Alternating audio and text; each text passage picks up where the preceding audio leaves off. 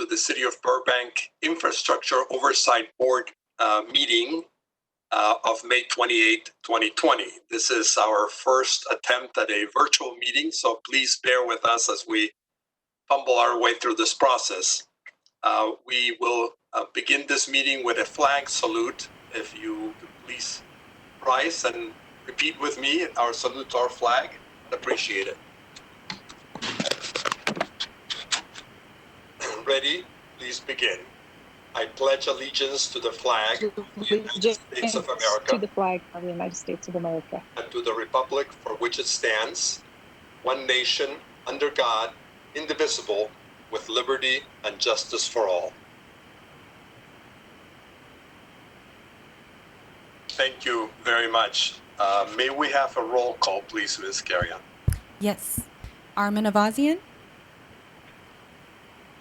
Present. Walter Brennan Jr. Present. Maria Coronado. present. Greg Jackson. Here. Vanessa Rachal.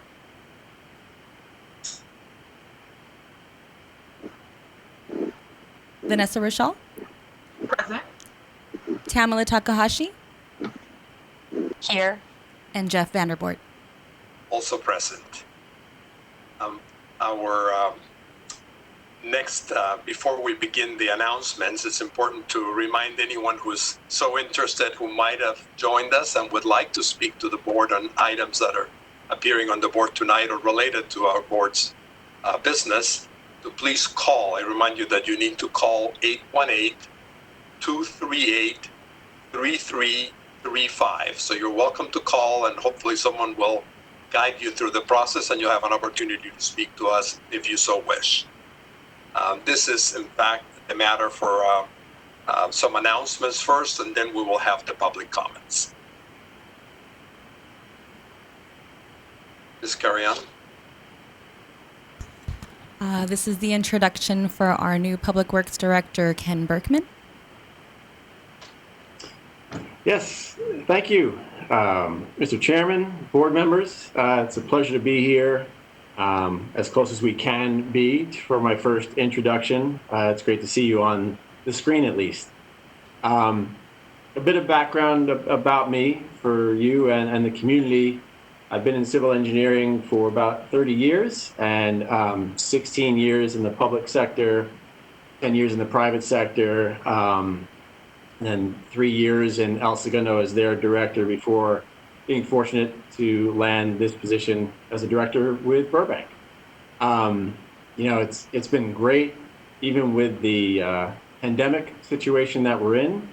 And I always say you can tell a lot about an organization by how it acts in times of stress and duress. And I could definitely tell we have some great people here, and I'm proud to be part of the Public Works team. Probably specific experience that the board would be interested in about me that I'd like to highlight. First and foremost, I love building things, and it's a big reason why I got into civil engineering. I've loved capital projects and have been involved in capital project delivery and program development and delivery since 1998 when I was with Culver City. So from freeway interchanges to bridges and aquatic centers, and really every and any piece of public infrastructure you could think of, I've helped deliver it from planning through design and through construction for most of my career. So that's exciting for me to be part of this board and work with you to do so going forward with Burbank. Probably just as importantly, I was helping and have led the preparation and delivery of multi-year capital improvement programs, and really at all cities for all the departments. Public Works was typically responsible for that, and was similarly working with another entity called CPAC with El Segundo, the Capital Improvement Program Advisory Committee, on an annual basis to prioritize projects with staff and bring those forward to council as part of their budget and capital improvement program approval process. I know that's really important to us, and I look forward to with Mr. Hahn and I working together with you to do so, certainly in the coming year. A little different situation. Once I came on board, we didn't get the opportunity really to finalize that process, but I promise you we will do that together. So thank you for that time. I'm happy to answer any questions you might have of me before moving on to your announcements. Thank you, Mr. Berkman. Let me see if any board members want to do any conversation, or at least I know we all welcome you, but if anyone in particular wants to jump in, please raise your hand and I will call on you. Well, since I don't see any hands yet, although, was that you, Mr. Jackson, or were you scratching your nose? We're good. All right, Mr. Berkman, thank you very much. These are definitely unusual circumstances, and we look forward to your leadership. We definitely want to establish a relationship with you as the director and be of service to you as well as to the community under the guidance and the guidelines that have formed this infrastructure oversight board. Thank you. Great, thanks. Let's see, Ms. Carrion, who will do the next announcement? That's if the board members have any announcements to make. Thank you. Forgive me. So, does anyone from the board have anything to comment on with respect to the Infrastructure Oversight Board funding issues that have popped up? I know that's on the agenda for later as well. I don't see any hands up, so we will, I thank you all. We will move on then to public comment. Ms. Carrion, do we have anyone who wishes to speak? And I'm delighted that Councilman Frutos has joined us as well, so we welcome him.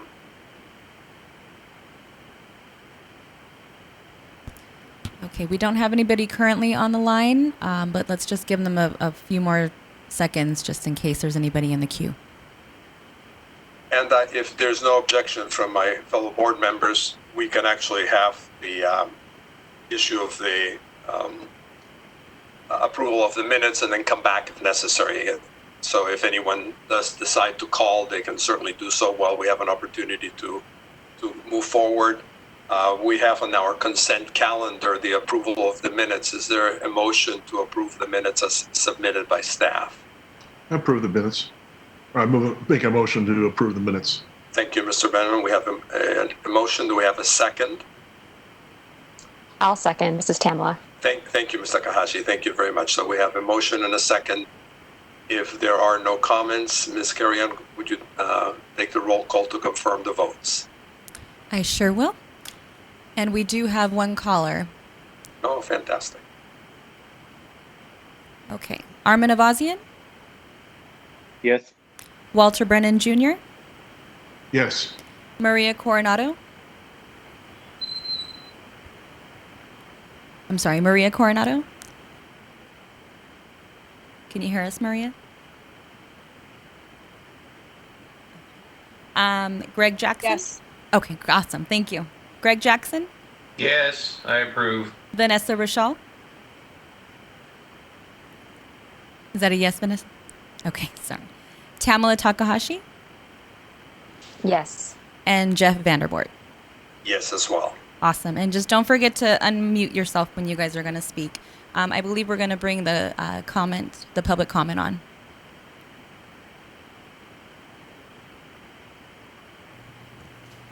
Mike, you are free to share your comment.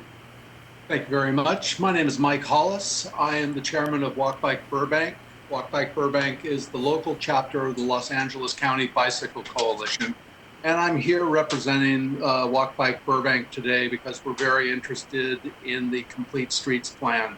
And we're anticipating an improvement in safety for pedestrians and cyclists throughout Burbank. Thank you. Thank you, Mr. Hollis, for your comments. We appreciate them very much, and we look forward to reviewing or viewing the plan that will be presented to us tonight, the Complete Streets Plan. So we'll perhaps, as board members, will have an opportunity to also thank you and address maybe any comments regarding safety and walking and biking in Burbank. Any comments from board members in response to the speaker's comments? I think we're good. So, And there are no any more other- callers. There are no more callers. Okay, we thank Mr. Hollis again for taking the time to make the call. That brings us to the reports to the board that are on tonight's agenda, and I believe we begin with the Complete Streets Plan.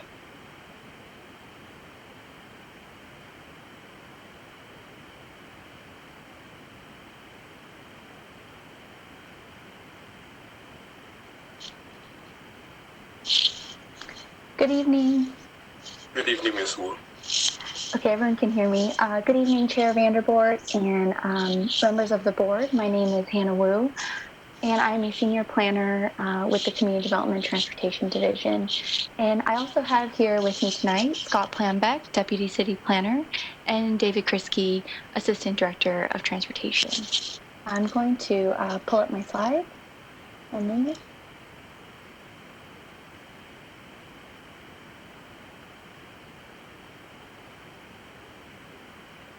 Is everyone able to see the screen?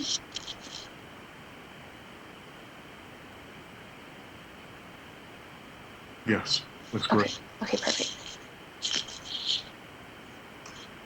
Okay. Here is a brief outline. I will be going over a background of the project, community input that we have received, the goals of the project, methodology, proposed policies that will guide how Complete Streets get implemented over time, and the proposed project criteria tonight.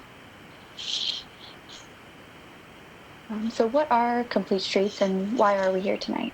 The idea of Complete Streets is all about providing people options for how to safely move throughout the community for all ages and abilities, no matter what type of transportation mode you choose.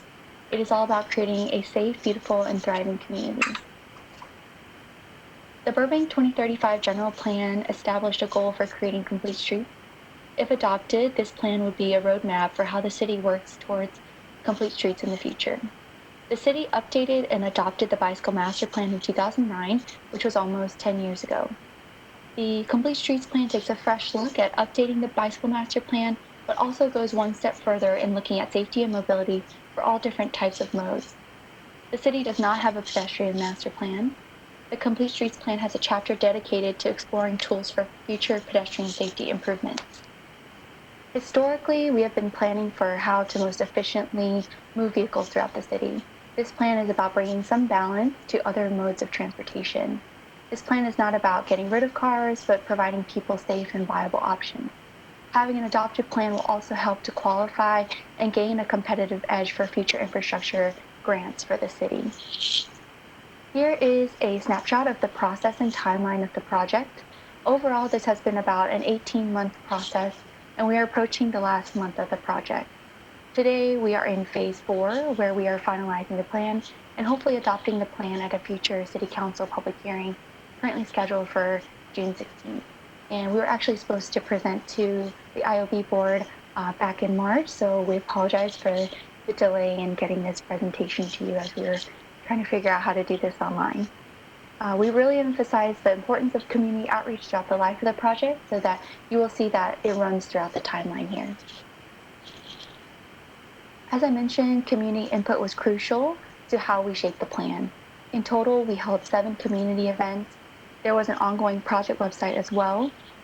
We have presented to the Transportation Commission, Planning Board, Downtown Business Improvement District, Magnolia Merchants Association, and the Sustainable Commission, and we are here with you all tonight as well.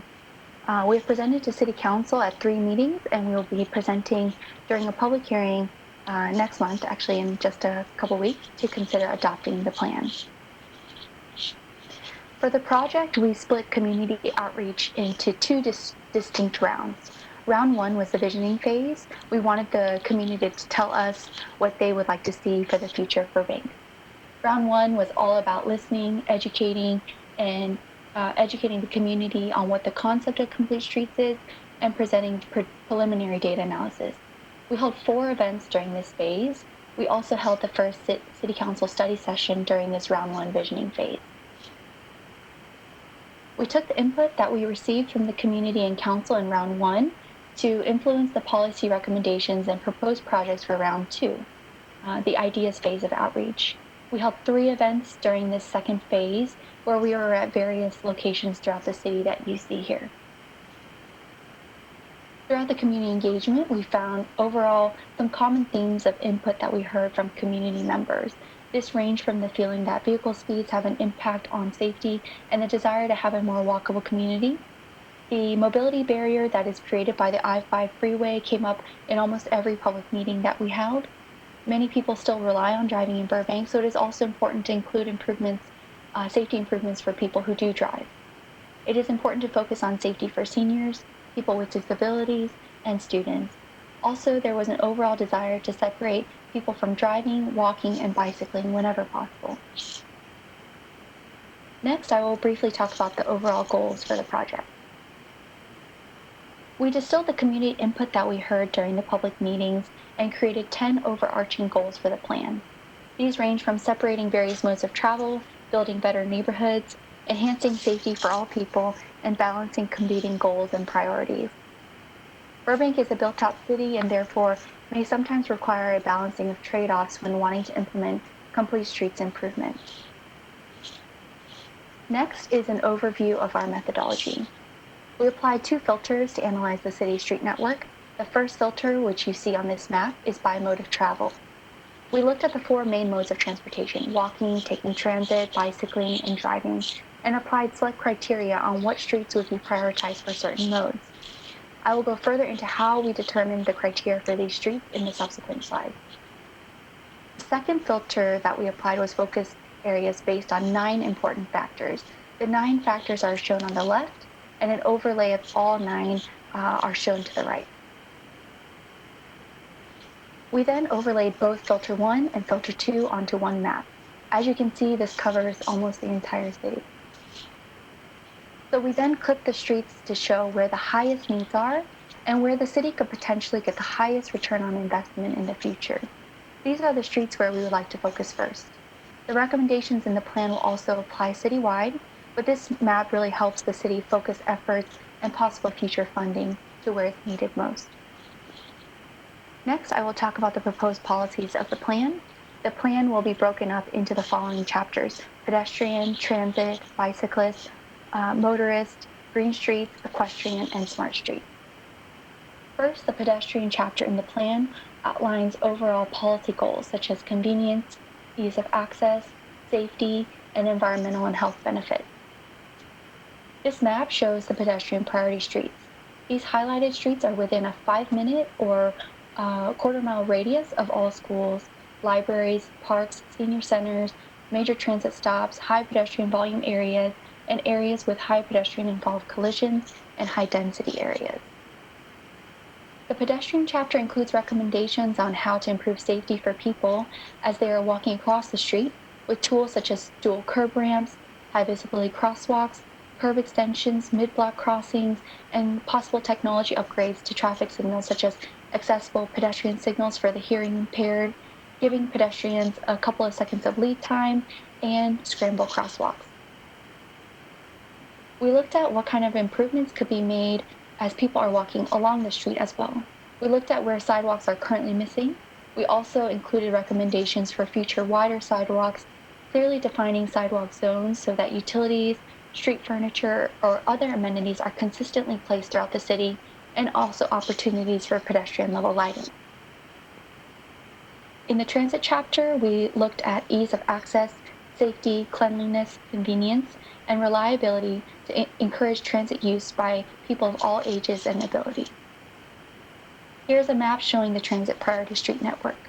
We looked at streets that have high daily ridership and stops with service that are every 15 minutes or less during peak periods. This chapter provides guidance on bus stop placement, stop amenities, and accessibility of paths of travel. The bicyclist chapter set goals for encouraging bicycle use in the city, creating safe and accessible facilities for all ages and abilities, connecting people where they want to go, and eliminating gaps and barriers in the current bicycle network. This is the bicyclist priority street network.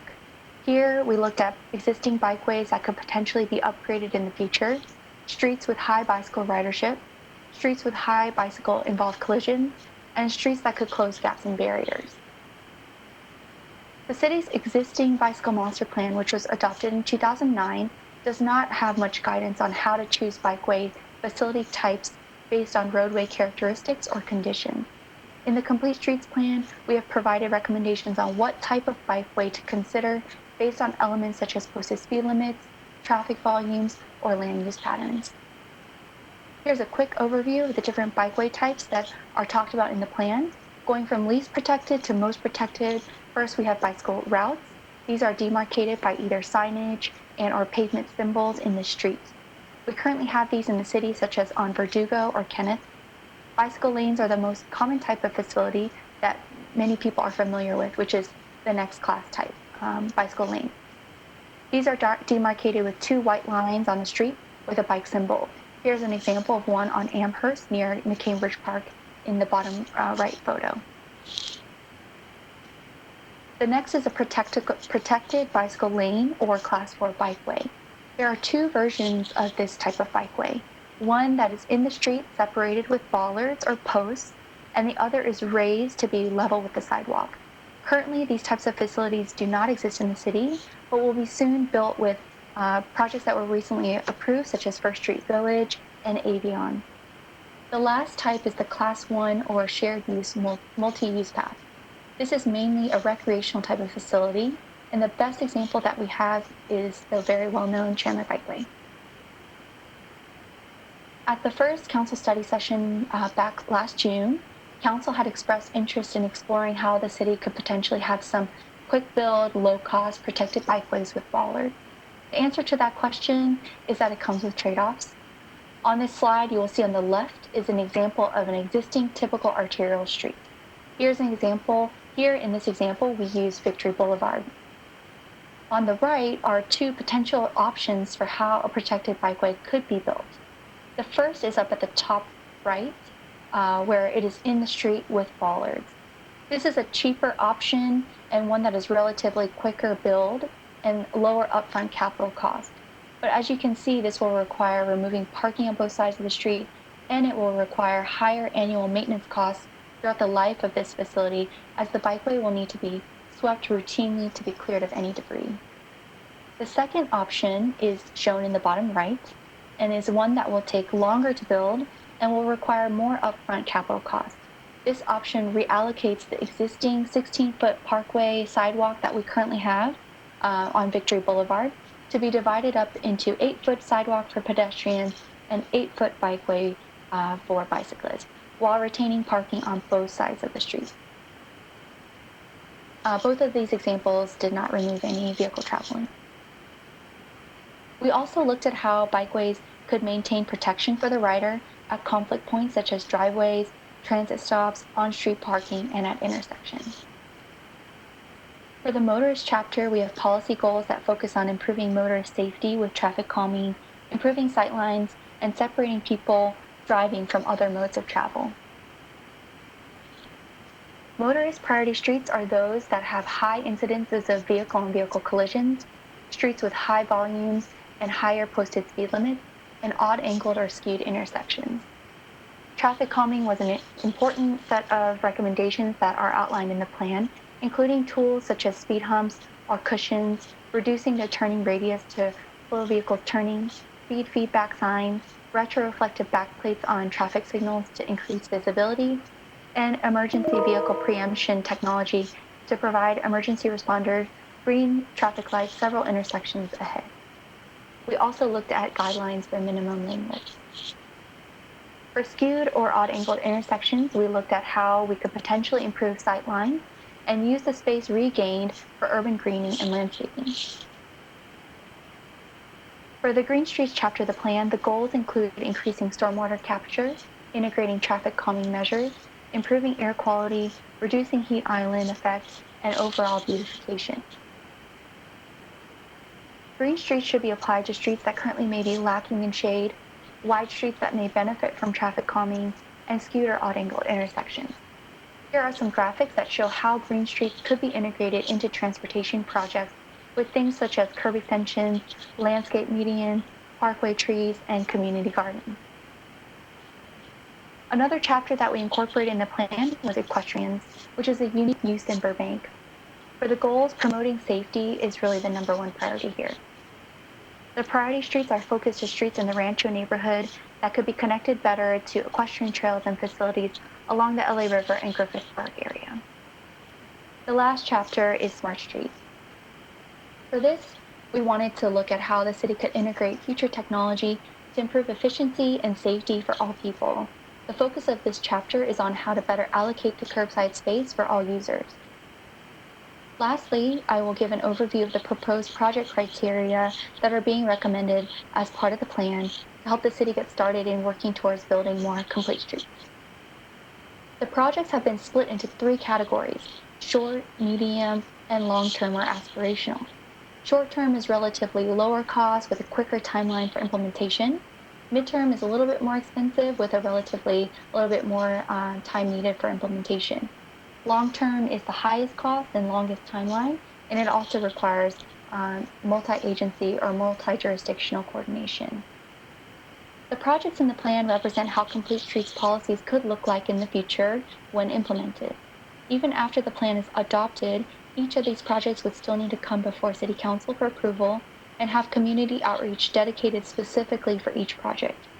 I will now show 3 sample projects throughout the city. Downtown Burbank came up many times in our analysis based on the high levels of activity of all modes, higher collision incidences, land use patterns, density, and higher levels of seniors living in the downtown area. This is an example of the downtown San Fernando Boulevard reconfiguration project phase 2. Throughout the plan, we broke out projects into phase 1 and phase 2 to have a little bit quicker implementation for some of the projects and also to have the community get a feel of the project before we move into a little bit more capital intensive reconfiguration or change of the street. So this is an example of a phase 2 project. The purpose of this project is to improve vehicular and pedestrian safety on San Fernando between Olive and Magnolia Boulevard. The project would change the vehicular traffic to be one-way heading northbound towards the mall while maintaining the 2 travel lanes. This project would expand the parkway area to make room for wider sidewalks, more street trees, and possibly even outdoor dining. Moving to Magnolia Park, another commercial hub of the city. The first project is the Magnolia Boulevard in Mag Park Reconfiguration Project Phase 2. The purpose of this project is to improve pedestrian safety and connectivity. The project is a very long-term and aspirational idea, and one that would completely transform Magnolia Boulevard and Magnolia Park from how it operates and as we know it today. The feedback we receive from many community members and businesses in the area is that there just isn't enough locations to safely cross over Magnolia Boulevard. As a result, we are proposing the following improvements: traffic signals and high visibility crosswalks at every intersection, and curb extensions at intersections where there is higher pedestrian activity. In speaking with the business community and specifically the Magnolia Merchants Association, we heard a lot about how convenient parking in front of their businesses is very important to them. The project would reduce the travel lanes to 1 lane in each direction with turn pockets at the intersections for people making left or right turns. It would add about 22 additional parking spaces in the center per block. This option could also maintain the majority of the on-street parallel parking on both sides of the street. The project is very far in the future and will require additional traffic analysis. We also don't know what the future holds for us as technology and the way that we move changes over time. So this project could be reimagined to have things such as, a bigger park area in the center. If, let's say, autonomous vehicles become more prevalent in the future and the need for parking is reduced, that center area could be reimagined for other things. So next we'll go to the citywide. This is the last project that I will show you. This is also a very long-term and very aspirational project. The project is the 134 Freeway Cap project in the Media District. The purpose would be to close gaps, improve first mile, last mile connectivity, and expand urban greening and park space. The Media District is seeing some changes with projects such as Talaria, where more people are living in the area. This project would construct 4 decks across the 134 freeway to construct a passive recreational park. We also have in our general plan that this area is slated to have a transit center, so it would be connected with transit as well. LA Metro is studying bus rapid transit in this area, so that could be something that could connect this area in the future.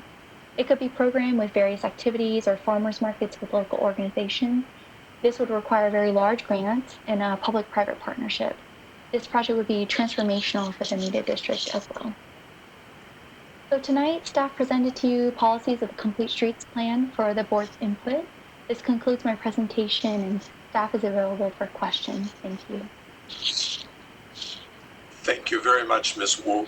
By the way, thank you for a very clear presentation. Appreciate it. I'm sure you've done this a few times with this material, but it shows and you're doing it very well.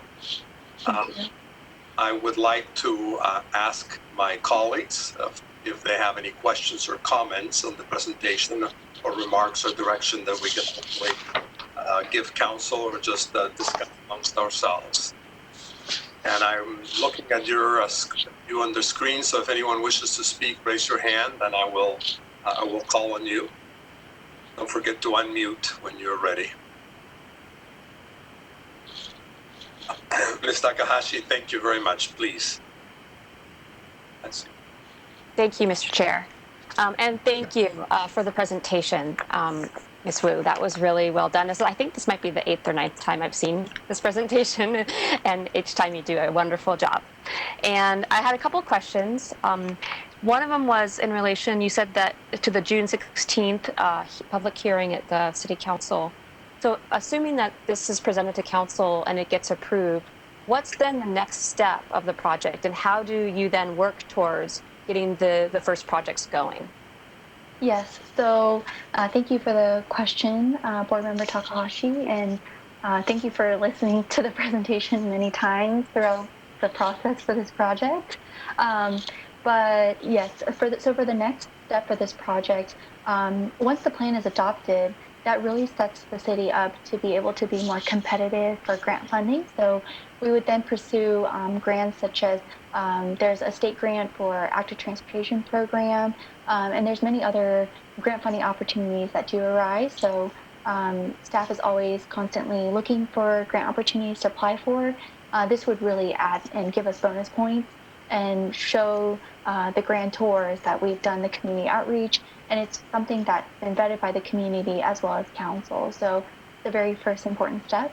Also, at the June 16th meeting, we will be asking council for approval of 3 priority projects that we think could be implemented a little bit quicker, especially because they are actually included in the city's capital improvement program. So they've been included in the budget, and they have been in the works for a little bit of time, but really there hasn't been a prioritization of these projects. So at the June 16th public hearing, we'll be asking for council's approval to proceed into the next phase of these 3 projects. So these 3 projects would be to close the vehicular access road at Bonniewood Place at First and Olive. So if you've ever stood at that corner in downtown, it's pretty hard being a pedestrian right there. So and it's also very confusing for motorists. So we would be asking for the next step for that project.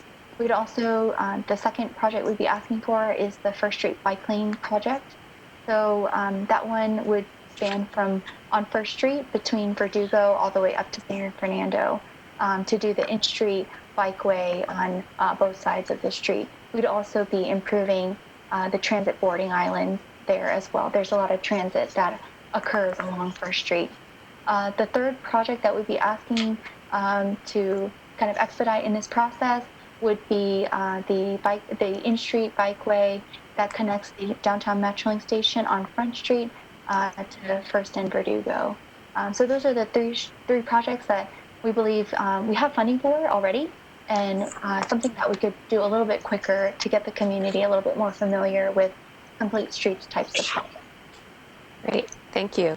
And that halfway answers the second question I have, which is, as you identify projects in the future, what is then the process for how you get them into the budget? Will they be one-on-one presented to council, or will they come to us first, or will they be presented in the general budget? So yes, thank you for that question. I think that's really a process that the IOB is very well set up to do, and also the purpose, one of the main purposes that the IOB was created. I don't know if Public Works Director Ken would like to add anything, but yes, the projects would still go through the same process where we would propose them in the budget and in the CIP for the IOB to review, as well as council to adopt. Yeah, if I may, Mr. Chair? Yes, Mr. Bergman. That is correct. That is definitely, even as a new guy coming in, what the board was set up to do. And that's something that Hoon and I are going to look to work on a prioritization kind of matrix, if you will. So going forward, when we prepare the capital improvement program to present to the board, part of the process would be to bring a prioritized schedule of proposed projects for your consideration and to help us prioritize them so we can bring them forward to the City Council. Okay, thank you very much. Ms. Takahashi, any more questions, or you're good? Thank you. I'm good. Thank you for the answers. Thank you. Ms. Wood. Mr. Brennan, did you have a question? I noticed you raised your hand earlier. No, answered it. Oh, great. Thanks. Mr. Jackson. Presentation, by the way. Excellent presentation. Thank you, Jeff. Yes, it was a very good presentation, Ms. Wu. I sense a lot of time and effort, and probably money too, has been expended on this process, and a lot of good ideas, I think, are being put forward to make our community more livable. However, after nearly half a century of involvement in community affairs, both here in Burbank and elsewhere, I find that the people that are attracted to these type of large, long-range projects are, I wouldn't say dreamers, but they're the Birkenstock crowd who would probably prefer to see us commuting by segways. And I took the fourth bullet point on community impressions, I think really needs to be reinforced. That being, don't leave cars out of the mix, out of the conversation. Most people drive. The map which shows motorist priority streets, at least in the size that I could see it, had only 4 or 5 streets that were considered motorist priority streets, and that troubles me considerably. I'm troubled with eliminating traffic lanes from bike lanes. Now, I know that would probably get me in trouble with my wife, who's an avid biker. But we did that, at Alameda by the Burroughs High School. It seems to be working out, although I don't commute in that area during high traffic hours. But there was a lot of opposition to it happening. And I have concerns over the shrinking of Magnolia Boulevard. For those of us who live up, not on the hill, but near the hill, on the other side of the I-5, Magnolia is one of our major arteries in order to get across town. Especially now, since the Burbank Bridge is out, there's no way to easily access either Verdugo or Burbank Boulevard. I realize that's considered a longer, more aspirational goal, but I think that really needs to be vetted, not just with folks who have an agenda, but with the merchants and a lot of other folks. Those are my basic things. I do have another issue I would like to bring up. Safe streets. In my area, north of Kenneth, a lot of stop signs are going up, and I think that's great. We have had problems over the years of accidents at intersections which didn't have signs. However, there's a problem of enforcement, or at least the people abiding stop signs. I think a large percentage of the public think they're yield right away, maybe. I've complained to my friends on the council about this issue, and they send out police officers, and they catch a few scofflaws, folks doing that. But by and large, at best, we're getting rolling stops. And I would like us to explore the possibility of having speed humps at intersections. Now, I mentioned this several years ago to the traffic commission or board or whatever it was when it was at that time. And staff said, oh, we can't do that. Well, you need to go no further than over to the Empire Center, to the northwesterly part of the center where you have the office buildings, and you'll see stop signs and speed humps at the stop sign. Now, yes, those are private streets. Those aren't city streets. But private streets are also subject to the California Vehicle Code. So I think that's something that we could explore. I would like to have a pilot program. I mean, there would have to be signage saying speed bump ahead, but that's going to get someone's attention, and they're not going to go running through the stop sign as they often do. And I know several people who have been sideswiped by people who just aren't abiding by the stop signs. Anyway, those are my two thoughts on what we have before us, and I appreciate the time staff has taken, and I look forward to working with them in the future. Thank you, Board Member Jackson. So if I could respond to a couple of your questions and comments.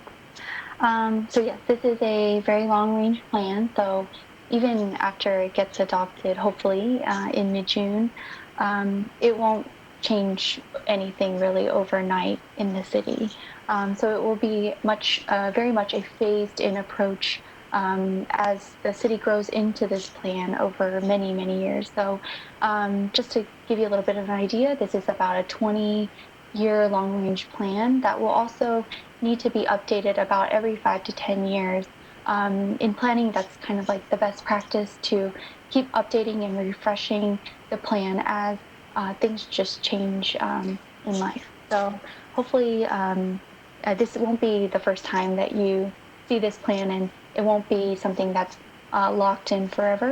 It will have to change as things change in the future.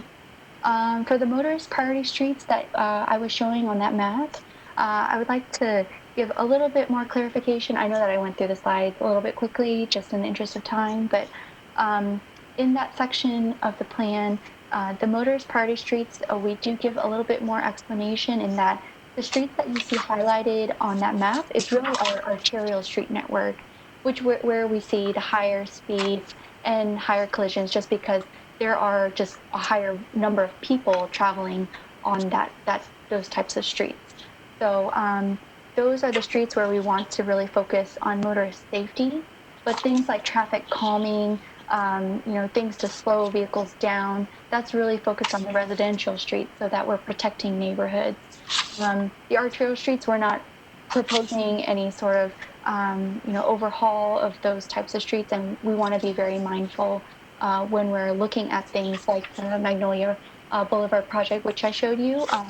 That will definitely have to require a very intense traffic analysis, as well as making sure that any type of improvement that we do implement there, if that project does come to fruition one day, that we do extensive community outreach so that we make sure that we're studying that project to prevent any sort of cut-through traffic that may come as a result of those reduced lanes. Really, the impetus for that project was not only hearing from the business community, the Magnolia Merchants Association, and the community members, but also because Magnolia Boulevard, as it operates today, it definitely serves a regional purpose in connecting the city of Los Angeles, especially North Hollywood, to Burbank. So a lot of people actually just kind of drive right past Magnolia Boulevard.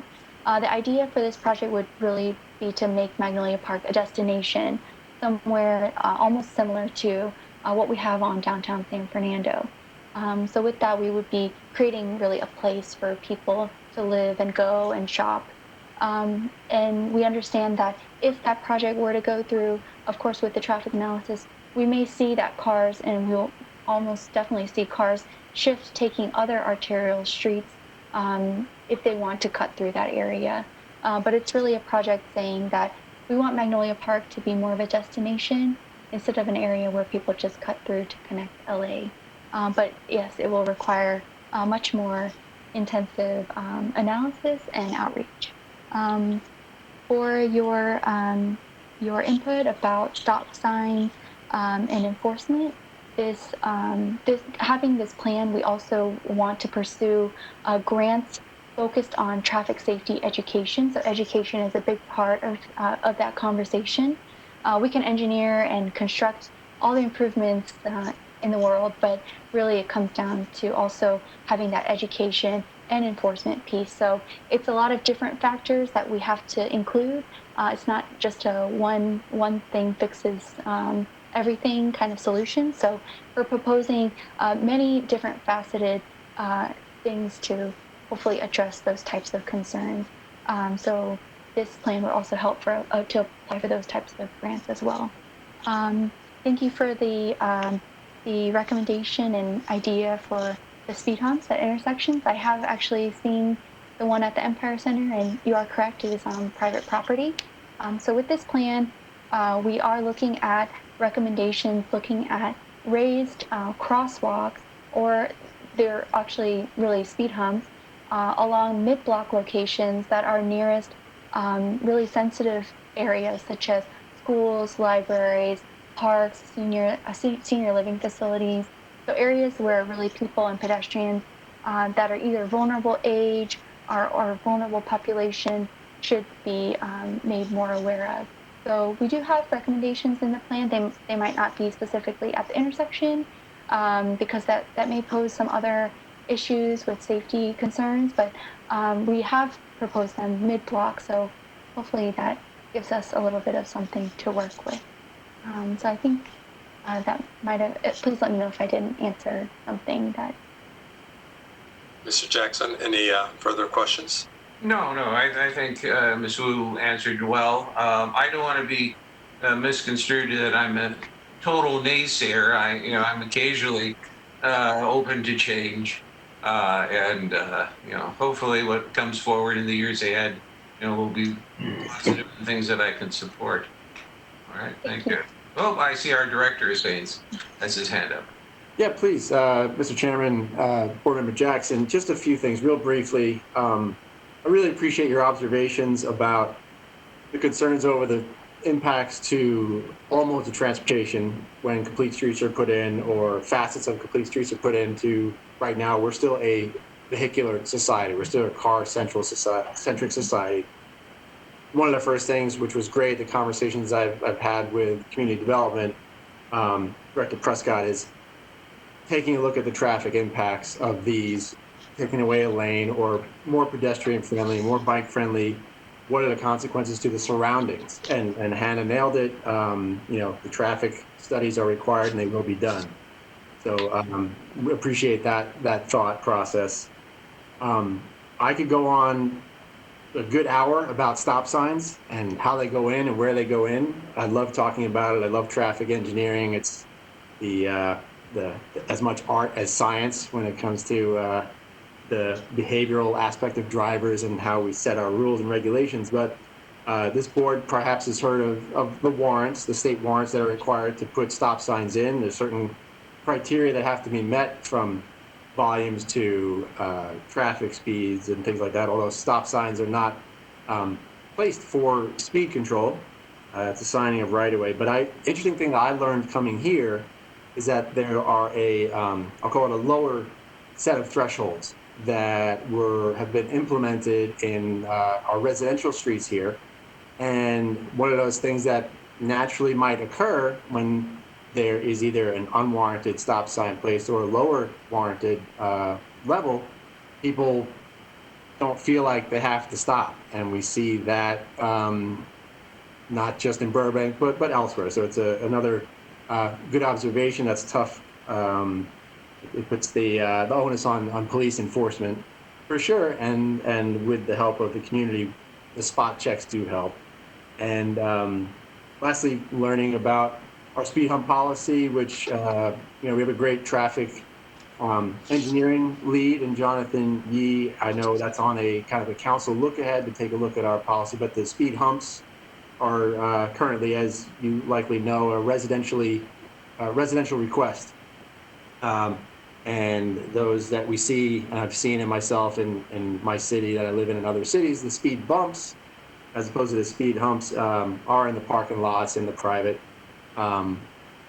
locations. And that's, I'm sure, as everybody knows, a risk analysis and a vehicle code thing that we need to follow. But it's great to hear Ms. Ruth say the great suggestion of at the stop signs, raised crosswalks, or other types of things that can enhance, let's say, compliance with those. So I appreciate the time.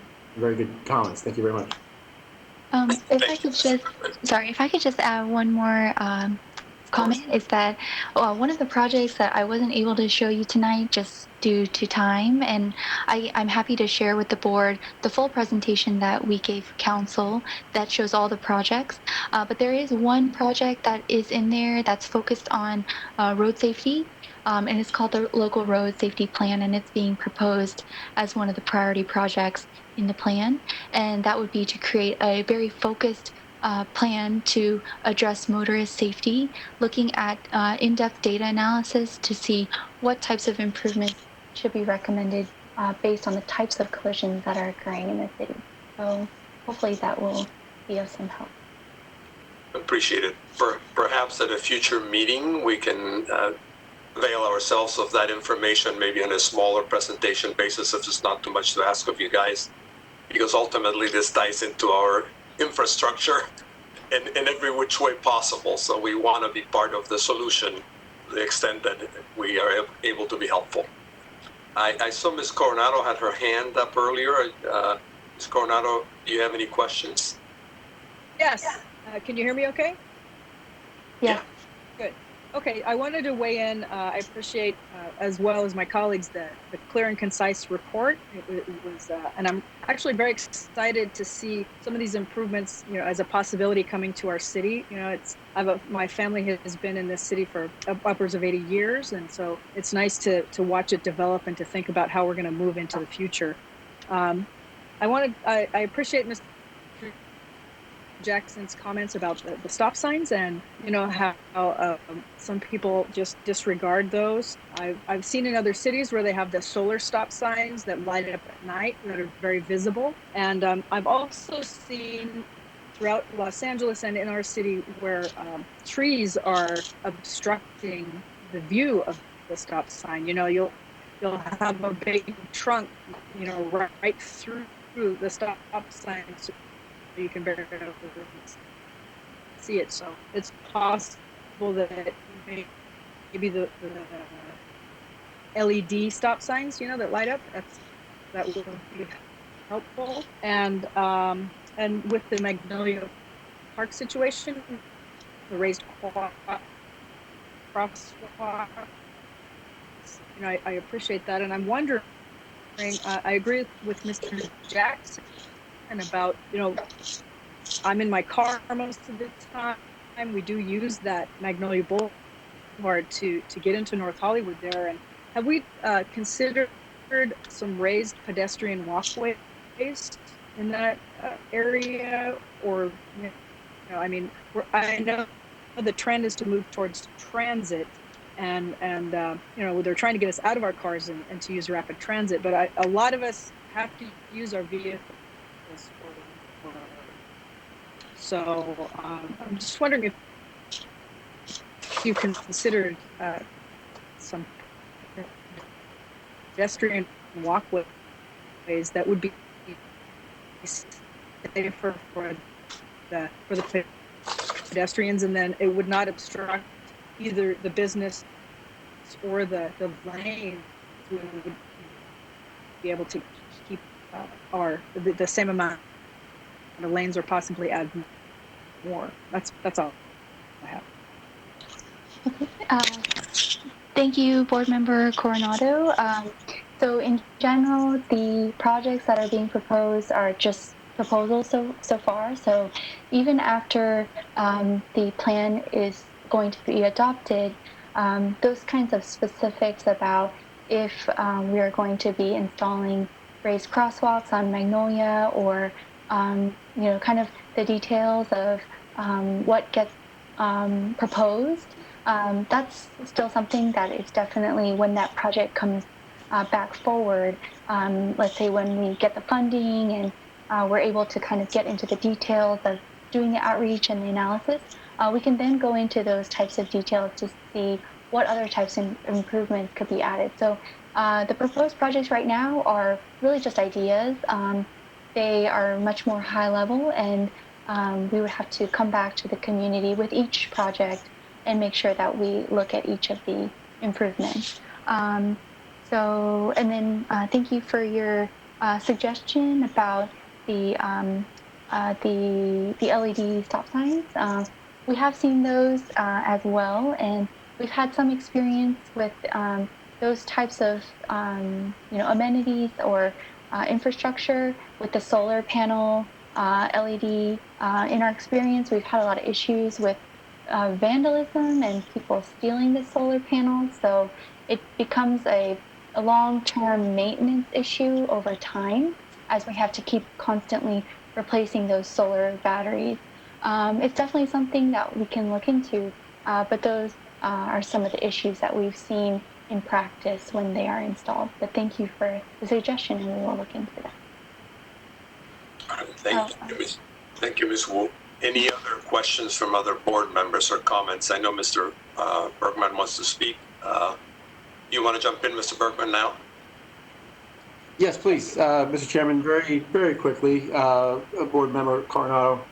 It's an interesting thing that we've used in El Segundo, for example, the LED stop signs and also lighted crosswalk signs.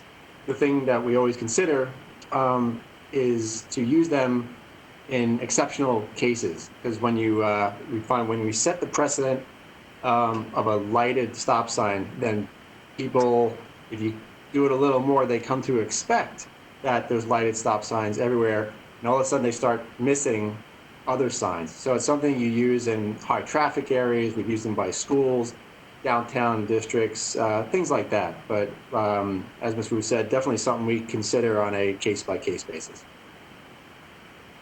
Thank you. Any other comments from fellow board members? If there aren't, may I jump in and give you some of my comments, Ms. Wu? I believe that you can never do enough outreach. I saw on your presentation the presentations you have had in some of the, like at the farmer's market or some other club areas or park areas. And I feel that you can never do enough. We almost, I think Ms. Takahashi said she's heard this presentation now half a dozen times or 8 times, but I can tell you that she is the rarity. I think for most of us, this is the first time we've seen it, let alone heard it. And yet we are here, you have the most informed, some of the most informed people in the community, people who are trying to participate in what's going on and contribute. So I think you have your work cut out, and I honestly don't have any worthwhile suggestions, but I think that amongst your staff and your co-workers, you should figure out how do you reach out to people, to car clubs, to truck clubs, to trucking companies, the people that are going to be the most impacted by any minor changes to streets. I'll give you a couple of quick observations. A few years ago, Mr. Jackson mentioned the changing of the Verdugo Street from 2 lanes in each direction to 1 lane in each direction with a left turning center area and bike lanes. People were adamant against that move. There were people who felt that it was horrible, and in fact, they continue to feel so years later. I perhaps because I don't have my fingers on the pulse anymore of the city, I imagine there are not as many who oppose it. Since I live within that short distance of that street, and I use it often, I find it workable. But then again, I'm what is it? The people who wear Birkenstocks, Mr. Jackson said, I'm one of those dreamers. And I am, 45 years living in the same street. And I right now I walk an average of 3 or 4 miles every day. And some days maybe a lot longer. I walk by Mr. Jackson's house all the time as I walk from my home on Parish and Oak or Alameda all the way to the golf course. So I'm very, very familiar with the walkability of our city. We've been given amidst this horrible pandemic a glimpse at what walkability could mean. And by the way, I see it as a once in a lifetime transformational change. I'm able to cross Alameda, I'm able to cross Olive at any time, and because the signals have been defaulted to automatic opportunity for pedestrians to cross without having to do the push buttons, you're living through an experiment that is the future, meaning people are going to end up working from home more than they currently work from home. That's reality. I don't know whether that's a 5% change or a 10% or a 15%. If we were in the midst of Google City, etc., of that kind of world, that maybe 50% of people will now not be going back to work. They won't be nearly commuting as much. I hope our city embraces that, by the way. I don't know how many of you are able to work from home, but that's what will make a dramatic change on the automobile. Mr. Jackson is 100% right, by the way. He represents, or he reminds us of the reality that if we do not outreach and convince people in the cars that we need to make some of these changes, it will never happen. And I drive on Culver Boulevard all the way to the beach because we walk along that area for miles as well. And that street is one that got converted to a single lane in each direction with bikes, and people went nuts in Los Angeles. A few months later, they reverted back, took all the ballers, took everything out, and back to where we were. So please, I plead with you to reach out. From our perspective as the Infrastructure Oversight Board, I think we need to be part of your team. We need to be your cheerleaders as well as your pulse on reality. But I hope that this view that you're presenting is embraced by Council. Councilor Frutos is here. He's heard this before, the presentation for sure. But I'm begging him to consider this as a future that we can somehow find our way to. As a walker, we have a lot of missing pedestrian links. I mean, try walking from my home to Costco. You truly are navigating a car world in which the pedestrians don't exist. Even Costco doesn't have sidewalks to get into from Victory Boulevard. Things like that. And here's a major shopping center. Lastly, I'll give you a quick other comment, and I'm abusing my chairmanship here, so I'll be thrown out pretty quickly. Ms. Coronado will be doing this next, or someone will take over. But I have a daughter who lives in Portland, and before Mr. Jackson dismisses Portland, let me tell you what they do in their neighborhood. They close their residential street during non-peak hours for a limited amount of time. I forget whether it's 3 hours during the week, during two days or 3 days, and then during the weekend for as many as 6 or 7 hours. And they close their street from one end to the other so that children can play. And it's a street that carries traffic. Again, there's near non-peak hours. The city has managed to work out the insurance issues of liability. But, at a time when we are recognizing how, we need to get out more often and walk, and people are doing it, this is the opportunity to consider this. And you can't do it on every street.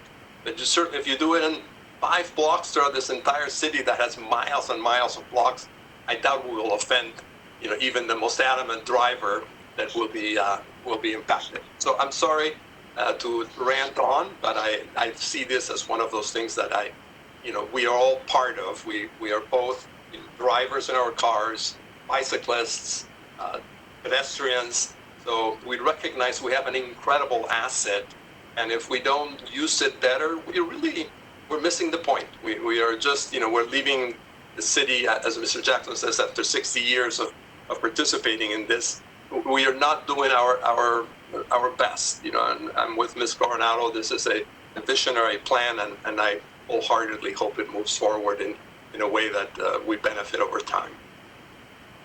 Sorry for that Thank rant. you. Thank you, Chair Vanderboord. Yes, we also definitely agree that outreach is a very critical, crucial, and important part of the work that we do, not just with this project, but just on an ongoing basis. So even after the plan is adopted, we will continue to do outreach. We will have a project website continued. We have one currently set up for this project, but we will continue to maintain that so that even after the plan gets adopted, we're able to still receive feedback as the plan grows, as the time changes. Also, with each project that we bring forward, we will not only come to the different boards and commissions and council, but we will also do very specific outreach with each project that's very specific to the area that in which the project is going to be implemented. So we look forward to that. And then your comment about Verdugo, yes, that project comes up many times, and it was installed several years ago, and there wasn't too much outreach that was done. The city could have definitely done a lot more of that at the time. But this plan really looks at criteria for how we install bicyclist safe infrastructure on the different types of streets. So, looking at arterials, maybe that's not really the best place to put them. Looking more at some lower volume, lower speed limit streets would be something that could be beneficial for all ages and abilities. If we are looking at streets that are a little bit higher volume or higher speed, we really want to be emphasizing putting some type of protective measure, such as bollards or some sort of class 4 raised bikeway, so that we can provide further protection on such a high-speed street. So those are some options that are laid out in the plan that hopefully we can work towards. It's great to see other cities like Portland and doing really great things focused on pedestrian safety, especially during this time. Just a couple weeks ago, the City Council directed staff to looking into possibly testing out closing San Fernando in downtown Burbank to try that out. So maybe something that we can all experience together to see how that works and how that looks. So thank you. Thank you, Ms. Wu. If there are no other comments from board members, I know Mr. Fudos has joined us. I'm not sure what the procedure would be for the board to allow him to comment with us. Mr. McDougall, are we able to take on comments from the public at this point? And I know Mr. Fudos is acting as a liaison with the board. So what's our procedure before I acknowledge Mr. Fudos and invite him to comment? Yeah, it would be at the chair's discretion as long as it was equally made available. Thank you, Mr. McDougall. Mr. Fudos, please. Thank you, Mr. Chair. I do appreciate your comments and honorable board members. You're right. It's really about moving the city forward. And one of the reasons why I'm really interested in your guys' input on the complete streets with this agenda item, as I will be moving forward, I'm taking your comments to heart, is we have the media capital of the world. And we know with our jobs, we have over 150,000 people that come to work to Burbank every day. But the connectivity of the real heart and soul of Burbank is really with its residents. And I have to think about the future generations coming to our city, moving to our city, raising their children, that if you look at other cities, I was just researching Detroit, Michigan, and how they have moved to make it more walkable, bikeable. And I've been really researching that, even though we're a small city, but that city was pretty much financially ruined. They lost a lot of business, and they were divided by an old railroad track. So literally you had the haves and the have-nots, but the one message is clearly coming out by doing that research on my own, preparing myself for this agenda item, is that by developing a 20-minute walkable, bikeable to visit stores, restaurants, fellow neighbors, is really important for the soul and heart of the city. So I do appreciate your comments, Mr. Chair. Thank you, and honorable board members, for the time. Thank you, Mr. Fudos. Mr. Jackson? Yes, thank you, Chairman. Just for the record, I was on the planning board when Costco and the Empire Center was approved. In fact, I was chairman. I think you might have been on the board with me too, or you might have been elevated to the council. Anyway, be that as it may, we approved it, and after it was built out, I was shocked on how poorly the pedestrian circulation element of the center was. I mean, a lot of those interior streets in the Empire Center don't have sidewalks, and people are having to dodge traffic. I think that was a major mistake, and I confess I didn't focus on that. I don't know, Mr. Kresge, were you with us at that time? Why didn't you bring that out? It was an elementary school back then. But I hope as we go forward, there's several major developments in the works, the one on the old IKEA site, and I truly hope that we do factor in pedestrian circulation and not have them have to dodge, cars as they try to get from one part of the development to another. Yes, I think very briefly, I think you'll see with the newer developments and the council direction that's been given recently in the last few years, particularly Avion, you'll see a definite about face in terms of non-motorized internal site circulation and providing amenities for the community. I think First Street Village will also be a good example. Those are two projects that are coming out of the ground now that I think are the new way of how we're analyzing large developments.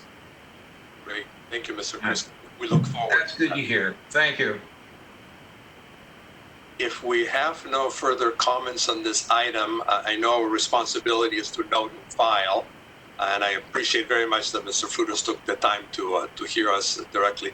Mr. Brennan, sorry, just your hand. Just like I said, the presentation this move gave us was really great.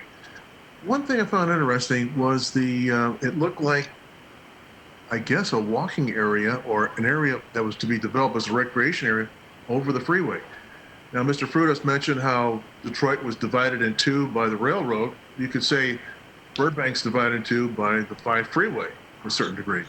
And so putting a recreation area of some kind or other, maybe a business kind of area, that's, I guess you could say, traffic free over the top of the freeway is kind of interesting. I imagine it's extremely expensive. And I don't know where you're going to get grants for something like that or kind of investments that way, but that's a great idea. A great concept of whoever came up with it it's a great idea. And put it this way, freeway's kind of noise you can hear from the morning if you live up here on the hill, like I do. You can hear the freeway. So a nice way to silence it and make a quieter city, along with all the greening that you're planning to do. Thank you. Great presentation. Thank you, Mr. Bennett. We then will proceed to note and file this and hope to, perhaps you can find the time to brief us on some additional projects when you get yourself into a position that it's worthwhile. Moves us then to the second report to the board, the infrastructure plan update due to the COVID-19 pandemic. Back to reality. Thank you, everyone. Thank you, Ms. Wu.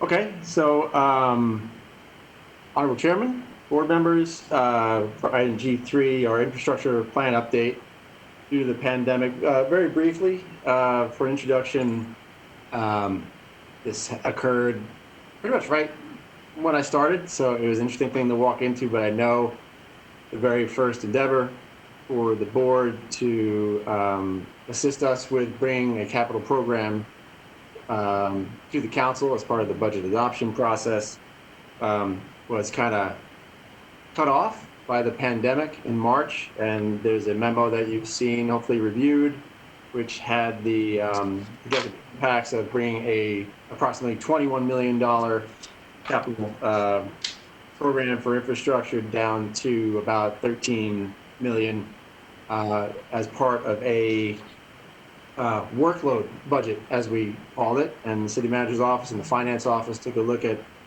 a reasonably conservative revenue reduction projection, and that's where that came from. And unfortunately, due to the urgency of the situation, we couldn't bring this back to the board. As you know, no meetings in March and April as we kind of got our feet under us in this new world. So we wanted to bring this to your attention, and Mr. Hahn and I are here to answer any specific questions you may have. So thank you. Thank you, Mr. Bergman. Appreciate it. And thank you, Mr. Hahn, for being here. Do we have any questions or comments from board members over the material that was sent to us with the suggested changes that are going to needed to be made here? Mr. Jackson? Thank you. Yes, I always have something to say. I was impressed with what staff did in our absence of pruning back the capital projects. I mean, it's tough making cuts on anything, but I think they're not necessarily cuts, they're just deferrals.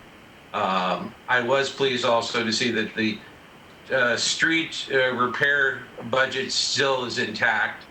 That's been one of my cause celebs, as you all know, about potholes throughout our city. Do we have?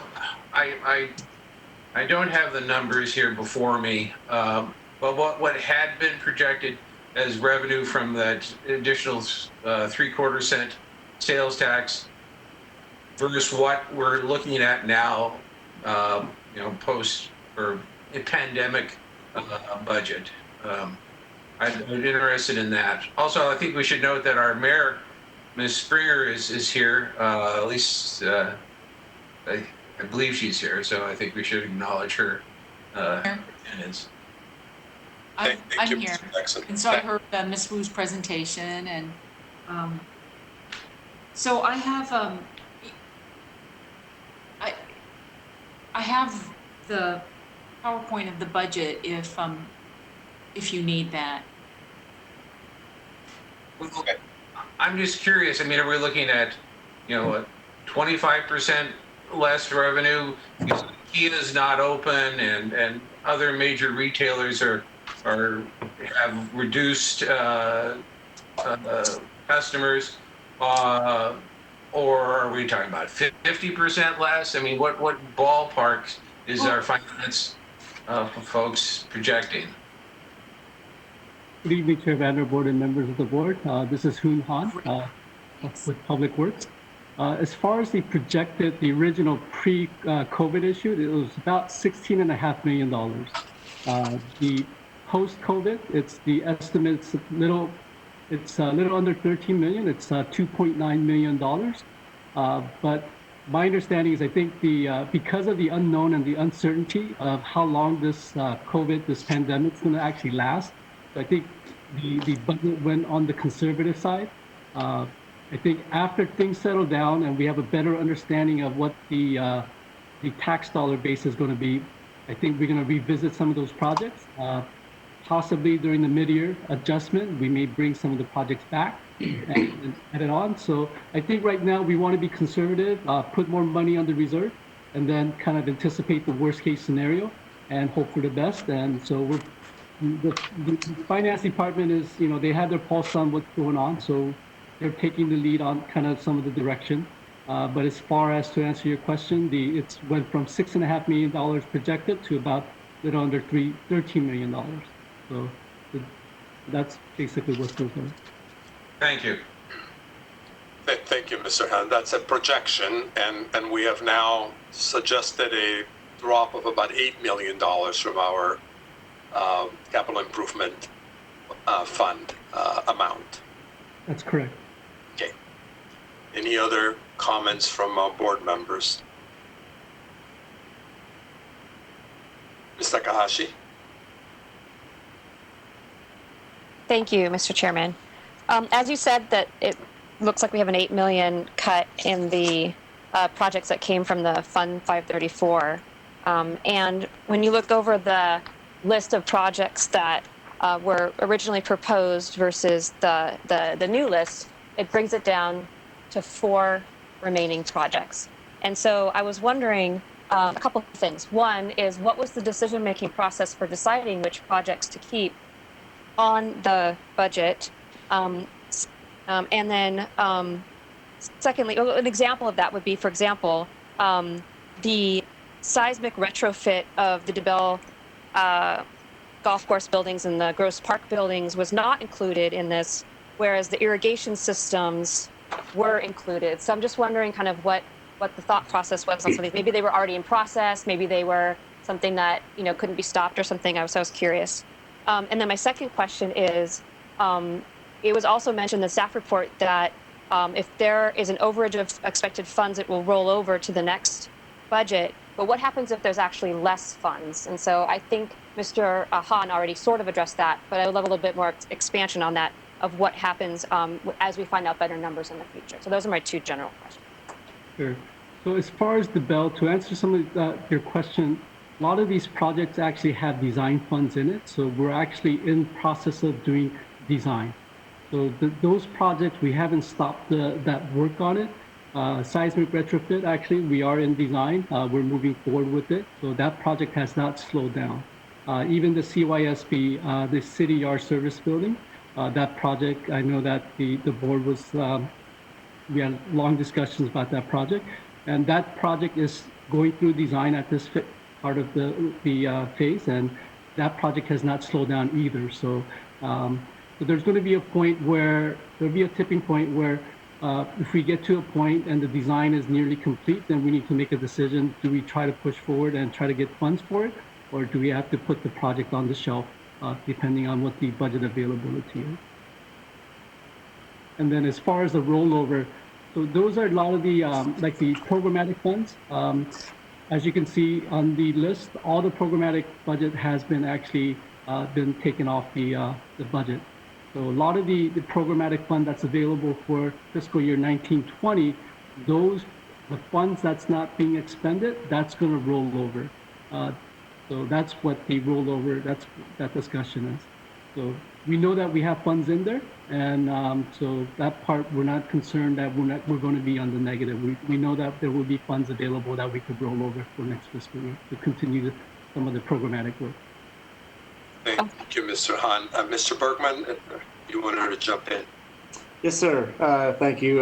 Member Takahashi, thank you for the question. As Hoon mentioned, one, those were in process for remaining in, but the other part of that equation as how they were selected was essentially return on investment, meaning you can see our biggest projects, the citywide irrigation, as well as the streets, they're money put forward because it's a high priority to build them now because they will save money in the future. And I appreciate Mr. Jackson's comment.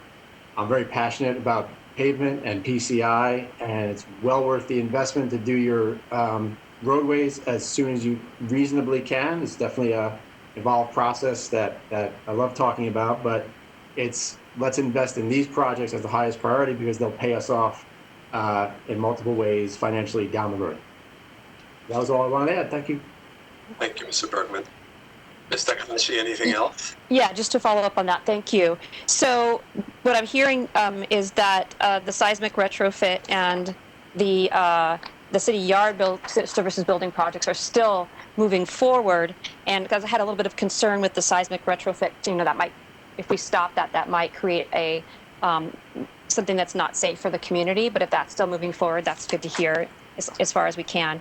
And then also for the city yard services building, as we're moving forward, we talked a lot about that, like you said, and if it gets to the point where we do need to stop because we don't have the funding, is that going to create a whole nother process where it's going to make it even more expensive? Because one of the concerns we have is how expensive this project was. So is that going to cause any problems with the future expenses if we don't plan ahead now for a possibility of it not being funded, or will that have any negative effect in the future if that's not addressed now? I mean, that's always a possibility. I mean, we can't really truly forecast what the economy is going to be. Right now, the construction, definitely, it's a little bit more expensive than it was probably about 3 to 4 years ago. But as far as I think some of the things that we would have to consider is, do we phase the project? We'll actually probably really evaluate what's the next step. So right now, I think we're pushing forward with the design as if we're going to go into construction, probably late winter, early spring, possibly. And then, so I think that's kind of what we're looking at possibly. So there's some unknowns at this time, but definitely we're pushing forward with design, and there will be a point where we will have to make a decision and see if we need to push forward and truly, push forward to see if we need the funds now to make our case actually to the board and to council, and if they would support moving forward with the project, or come up with different alternatives and different options. And so that's definitely something we would have to consider in the future. Thank you, Mr. Han. Ms. Takahashi, you're good? I'm good. Thank you. Thank you. Mr. Avassian? Hi, thank you for the report. It was, I looked at it. The question I have, we are cutting about $8 million from our general fund CIPs, which is about 40% of the whole project that we had before the pandemic happened. I want to know, have you considered any reduction in projects for projects that are funded by gas tax or RMRA fund? As far as gas tax, and that I'm not aware of. I don't have that information. I do apologize. And I had one more question, not related to budget, but generally, have you considered to pick few projects that are close to construction and expedite them and use the opportunity while the streets are less crowded or schools are closed? And have you considered to finish some projects that we have in, let's say, in pipeline to be built around the schools that we've been waiting for the summer for next couple years? Have you considered those projects to be built within the next few months? We don't have any projects. I think the only project I'm aware of that are near schools are the paving, and I'm not sure as far as where they lie as far as the next phase of the paving program. I don't know which streets have been selected and if they actually directly impact the schools or not. But anytime we do have impacts and we're near schools, we do outreaches and make sure we coordinate with the drop-off and pick-off and try to at least impact the schools as much as possible. But as far as the projects that are ready to go, we don't really have, actually, the projects that are ready to go, they're fully funded, so they weren't part of the original budget process. Some of those projects such as Maxim Park bathroom improvements, that actually had the design and construction. So Public Works, we are moving forward, pushing hard on to get projects on board and get it to construction. But as far as the projects that were on the list that we brought to the board last in February that you approved, that basically, it made sense on the projects we wanted to move forward and then the projects that we could take on. Thank you. Mr. Bergman? Yes, sir. If I may, maybe I'm missing something, but the gas tax and the SB1 amounts in the streets, alleys, concrete repair programmatic capital were all as brought forward as the board recommended. But I think the full amount of gas tax that was proposed with the board is approved by council to go forward the next year. I'm not sure if there's any other project you were thinking of. Okay. Thank you. Thank you, Mr. Avassian. Anything else? Ms. Takahashi? Thank you again, Mr. Chair. I wanted to follow up on the general question that Mr. Avassian had about taking advantage of the opportunity we might have right now during COVID. I was wondering if perhaps there possibly opportunities at this time to leverage any emergency funding for cities from the state or federal sources And also, will there possibly in the future be opportunities to find recovery fundage that might be available to cities through either the state or federal funding that you're aware of? I'm not aware of anything. As far as COVID-related, I know expense that the city is spending right now through the EOC. Basically, I know that we will be seeking reimbursement for that. I don't believe there's any actually funds for projects. That's actually, I haven't heard that discussion yet.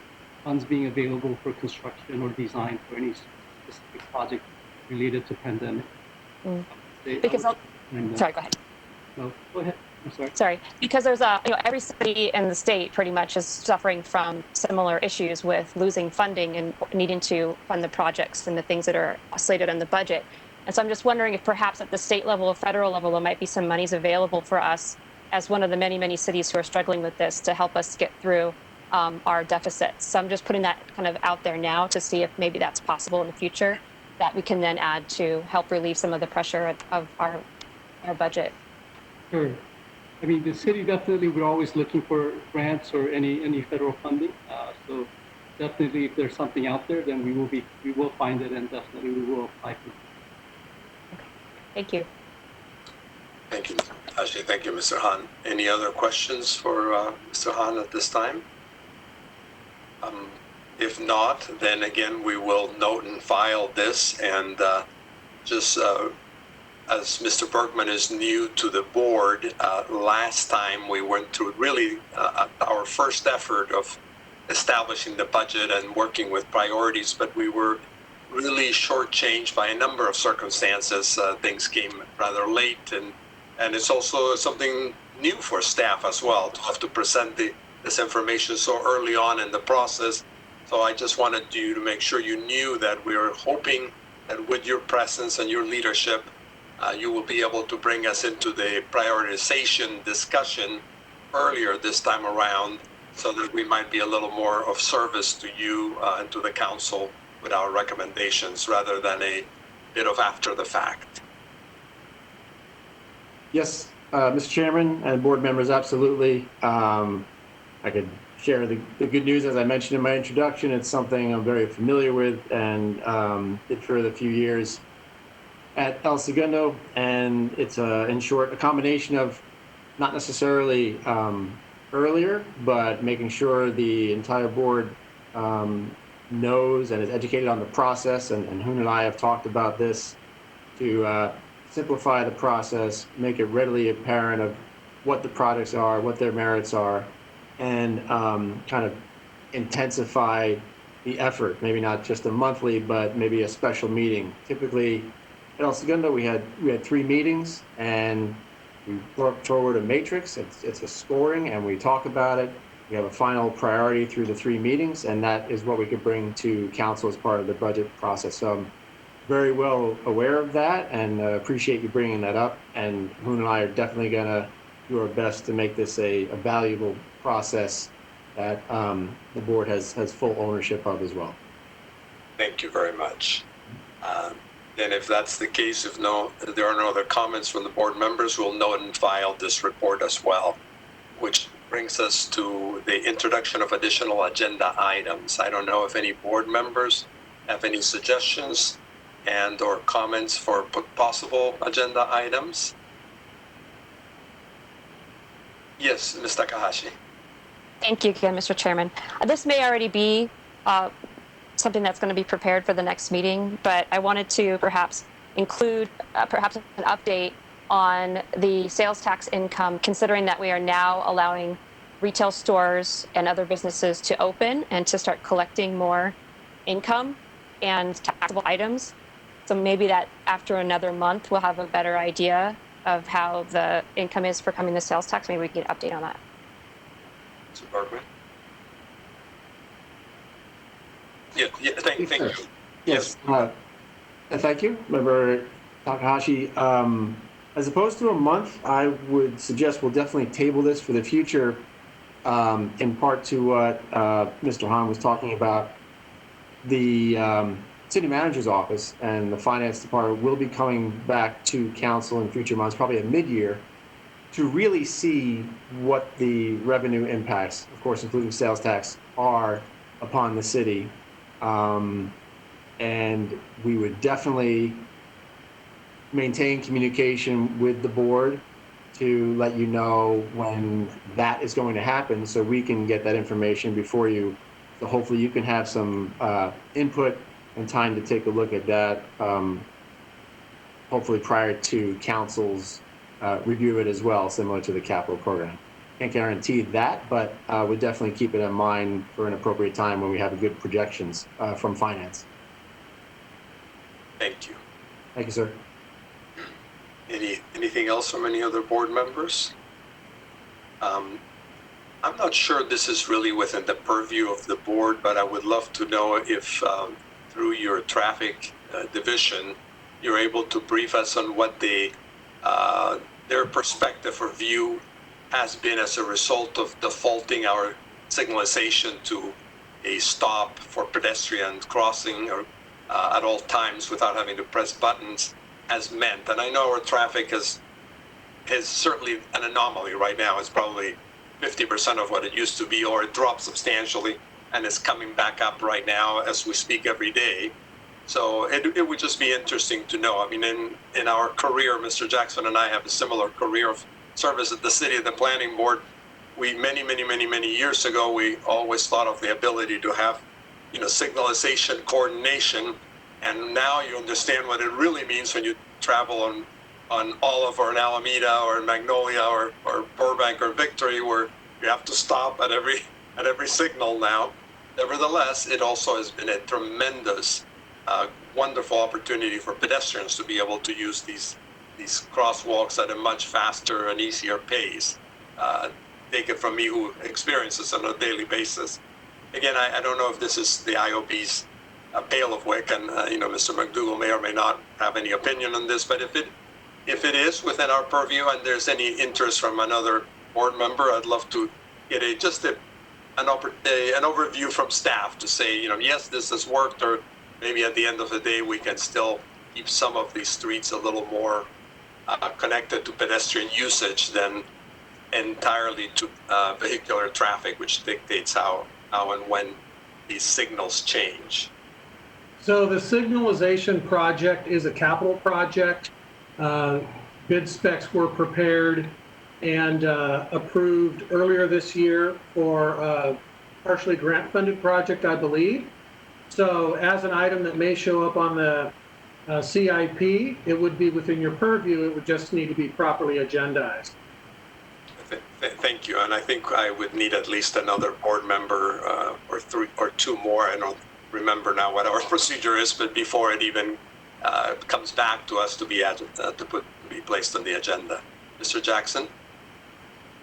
I support your request. I was driving on, I think it was Burbank Boulevard the other morning, and I think there's a new signal at Wyoming. And I had to stop at the signal and note it was new, but I was the only person stopped. There were no pedestrians. There was no cross traffic. Is this the new era that we just all sort of sit and wait for phantom pedestrians, or? It is. This is the automation that has, or the default that we have fallen back into in order to save people having to push a button and not touch the surface.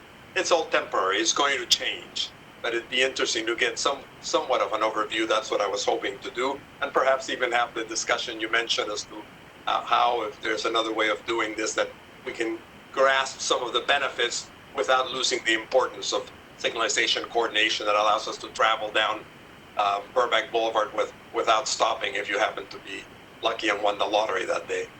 Well, I support what you requested, and it wasn't a major imposition. I'm mostly retired, so I could sit there and stare into space. But it struck me as not the most efficient way to manage traffic.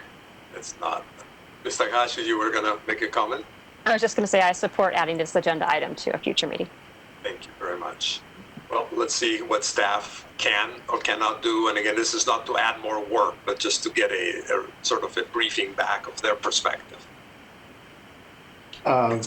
Mr. Chairman, for a point of clarification, really for Julie to record it, what exactly would be the topic that the board would like us to come back with? So ideally, the traffic engineer can update us of the impact of having gone to this default method of stopping. Basically, what's happening now, as Mr. Jackson said, when you travel down a main street, you have to stop at a red light, even though no one has pressed any buttons. So there are shortened timings to the signals. The same thing happens on, probably 100 other secondary signalized intersections where the primary traffic is the primary street, but there's a secondary traffic that now is able to flow without having to wait for either a push button for a pedestrian or for some kind of a wired signal that tells you a car just arrived, and now in a minute and a half your signal will change. So to help focus the agenda item, the city has a project called CSCS, Citywide Signal Synchronization. It's mitigation or project. I forget what we call them. It's either part of the project or it's mitigation for a lot of our major projects, including the airport expansion, is to expand the citywide signal synchronization.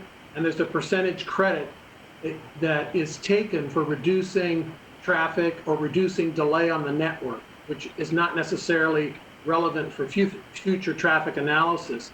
But that improvement is a capital project, whether it's paid for by developers or paid for out of the city's programmatic funds.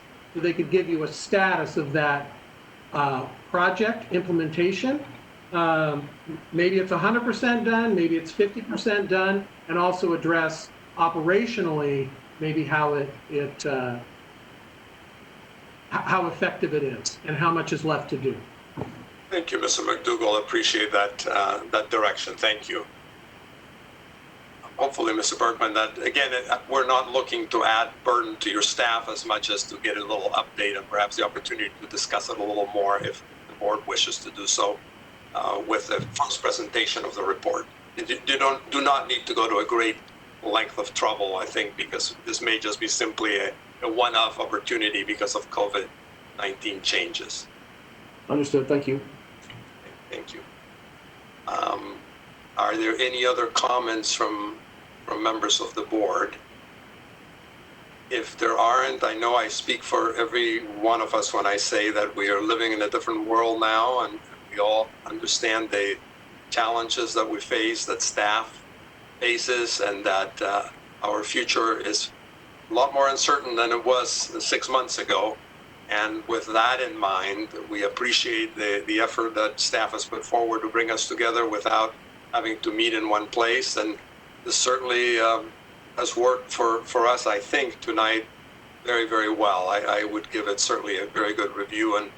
And if we have to do it again, we'll try it. I mean, obviously, being face-to-face in a meeting is always the preferred option, I think, for all of us. There's the body language that you don't see and the opportunity of smiling at everyone one-on-one. But having said that, I thank staff, I think, on behalf of the board for having made this possible. With that, I think we are adjourned and wish everyone well, be safe. Thanks, everyone.